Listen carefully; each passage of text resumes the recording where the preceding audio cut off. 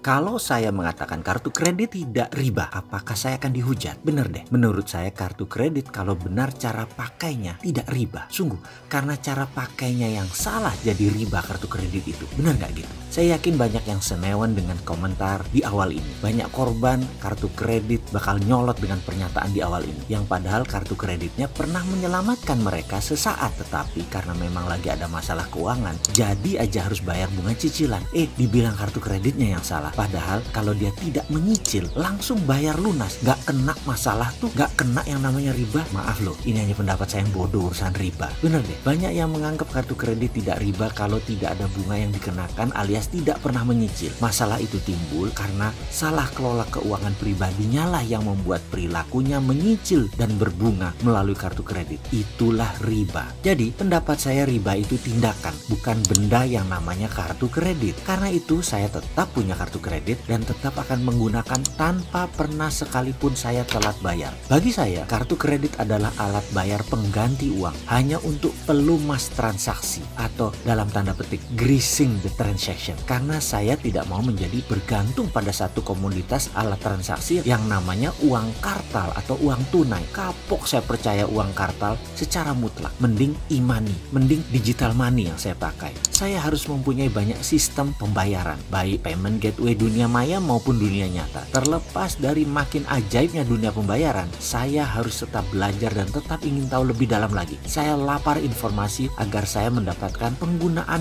non-cash kartu ini tidak diriba-ribain terus. Salah satunya ketika saya berkesempatan datang ke sebuah museum di Swedia 2 tahun yang lalu. Sebenarnya malu sih saya menceritakan hal ini. Saya ini punya idola. Mungkin karena berselera Nora atau mungkin katro kali ya. Bayangkan, saya ini mengidolakan grup musik yang namanya ABBA, grup musik asal Swedia. Lagu-lagu mereka, Chiquitita, Fernando, Take a Chance on Me, I Do, I Have a Dream, sering menjadi gumaman saya dalam bersenandung. Norak kan ya, zaman begini masih nyanyi lagu ABBA. Kemana aja lu, Sontoloyo? Karena yang namanya ngefans, ya bertandanglah saya menyempatkan ke Swedia, ke museum ABBA yang baru diluncurkan tahun 2013 atau 2014 kalau tidak salah, saya lupa. Sebagai number one fans, tentunya antusias banget melihat 4 orang bersuara emas membuat memorabilia museum perjalanan musik mereka. Berhubung ngefans berat, maka ketika ada cerita tentang personil ABBA, hal ini sangat menarik perhatian saya. Apa itu? Salah satu personil mereka, Björn Ulvaeus, ternyata membuat sejarah kedua.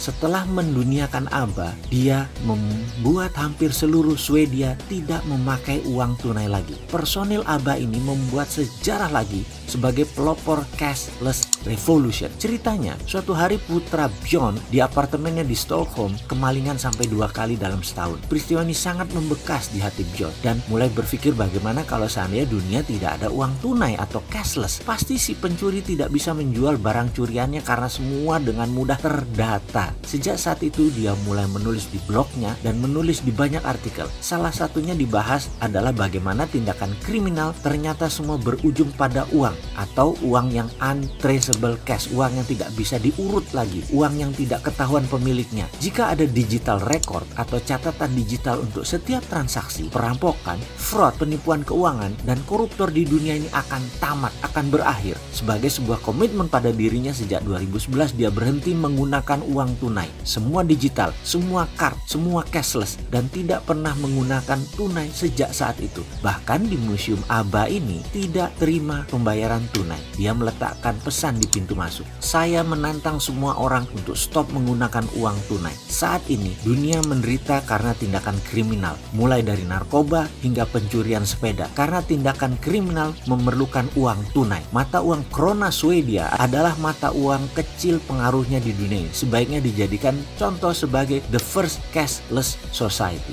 Tertanda John. Luar biasa hal ini direspon dengan baik di Swedia. Semua menukar tunai dengan digital dan dengan kartu. Di puncaknya, Bank Swedia atau Swedish Bank menciptakan aplikasi cashless app yang bernama Swish. Per saat ini, Swedia revolusi cashlessnya hampir lengkap. Dari data statistik uang tunai dan koin, hanya menggunakan 2% dari setiap transaksi di perekonomian Swedia. Hanya 20% transaksi di pasar Swedia yang menggunakan uang tunai. Sementara dibandingkan seluruh dunia, 75% 75% masih menggunakan uang tunai. Apa yang terjadi selanjutnya? Angka kriminal perampokan turun hingga 70% di Swedia. Bahkan pembobol bank hanya terjadi satu kali, yaitu di tahun 2015 di seluruh Swedia. Ada sebuah anomali menarik di Swedia. Swedia adalah negara pertama di dunia mencetak uang di tahun 1661 dan sepertinya Swedia menjadi negara pertama juga di dunia yang stop menggunakan uang tunai. Dan kesuksesan Swedia sekarang diikuti Denmark, Norway, Finland, dan sudah tercatat hanya 6% transaksinya menggunakan tunai. Sahabat semua, saat ini kita hidup di zaman serba cepat, sangat luar biasa, baik dari kesadaran universal juga tindakannya. Salut buat Bjorn dari ABBA ini yang berhasil menyebarkan pengaruhnya, mengevolusi penggunaan uang tunai yang berhasil menurunkan kriminal hingga 70%. Ingat lagu dia yang diciptakan tahun 70-an, dia mengumandangkan lagu Money Money Money. Lalu Bjorn mengubah lagi versi 2. Kalau Bjorn bisa merubah dunia, sesungguhnya para sahabat juga bisa. Ditunggu kontribusinya untuk tidak menggunakan tunai. Jangan tempe seperti si Sontoloyo ini.